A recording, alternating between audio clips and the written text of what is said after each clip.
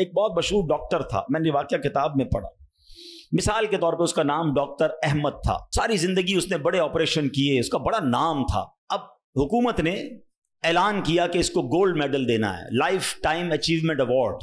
پوری زندگی اتنا کام کیا، اس ڈاکٹر کو ملک کے دارالحکومت میں بلایا جائے گا اور ایک بڑی تقریب ہوگی اور اس کو گولڈ میڈل دیا جائے گا. ڈاکٹر بڑا خوش کہ اتنا بڑا ایوارڈ ملنے والا ہے. ڈاکٹر صاحب نے فلائٹ بک کی، جہاز میں بیٹھے. جیسے ہی جہاز اڑا تو کچھ دیر کے بعد موسم خراب ہو گیا اور جہاز میں کوئی پرابلم ہو گئی. تو جہاز کو راستے میں کسی چھوٹے سے ایئرپورٹ پر اتار لیا گیا. ڈاکٹر صاحب جہاز سے نکل کر عملے کے پاس جاتے ہیں کہ بھائی کب جہاز اڑے گا، میری تو وہاں بہت اہم تقریب ہے اور سارا پروگرام میرے لیے سجایا گیا ہے، میں چیف گیسٹ ہوں، مجھے گولڈ میڈل ملے گا، بتائیں دوبارہ جہاز کب اڑے گا.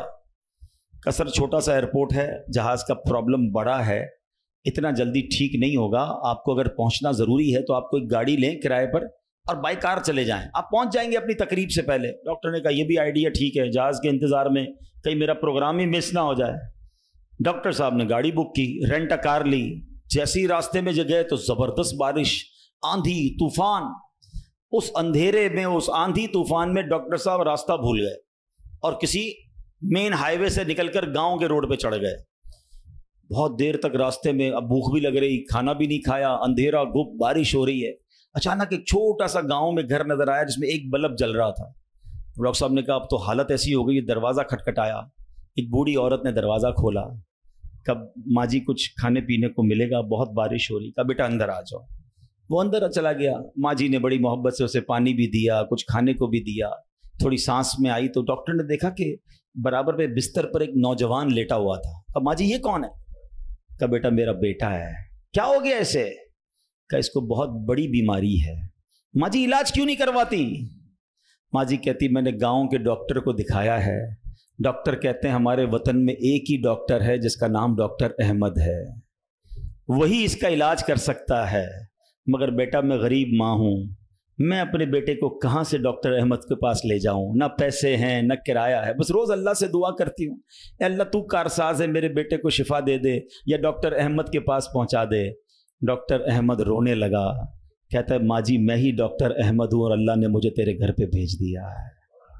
جہاز کا خراب ہونا، چھوٹے ایئرپورٹ پر اترنا، رینٹ کار لینا، راستہ بھول جانا، کسی اور گھر پہ نہ رکنا، اسی جھونپڑی کے کنارے پر رکنا اور اس گھر میں جانا اور اس مریض کا علاج کرنا. اب بھی نہیں مانو گے؟ ان اللہ علی کل شیء قدیر، میرا رب جو چاہے وہ کرنے پر قادر. بس ہمارا بھروسہ ہل جاتا ہے. ہم سمجھتے ہیں دنیا والے ساتھ دیں گے، ہم سمجھتے ہیں دنیا والے مسئلہ، ارے دنیا والے تو دکھ ہی دکھ دیتے ہیں. اپنا پرابلم بتاؤ تو ہنستے ہیں. ہم سے کہتے فکر نہ کرو، دوسروں کو بتاتے ہیں دیکھو اس کا یہ مسئلہ ہے، یہ فلاں کام کے لیے آیا تھا، اتنی بڑی بڑی باتیں کرتا ہے، اس کا یہ مسئلہ ہے. ہمارے مسئلے کو انجوائے کرتی ہے دنیا، کون ساتھ دیتا ہے آج؟ مگر جو ہمارے عیبوں پر پردہ ڈالنے والا، جو ہمیں بچپن سے لے کر آج تک نوازنے والا، جو ہمارے گناہ ہونے کے باوجود ہمیں عطا کرنے والا ہے، وہ ہمارا رب کریم ہے. ارے جو ہماری ماں سے زیادہ ہمیں چاہنے والا ہے، ہم اسے کیوں نہیں پکارتے؟ اس کی طرف توجہ کیوں نہیں کرتے؟ حالانکہ اس کی رحمت تو اس کے دروازے کھلے ہوئے ہیں، وہ تو دینا چاہتا ہے. مگر کاش جو توجہ ریکوائرڈ ہے، جو دل سے دعا مانگنا ہے، وہ اللہ مجھے اور آپ کو نصیب فرما دے.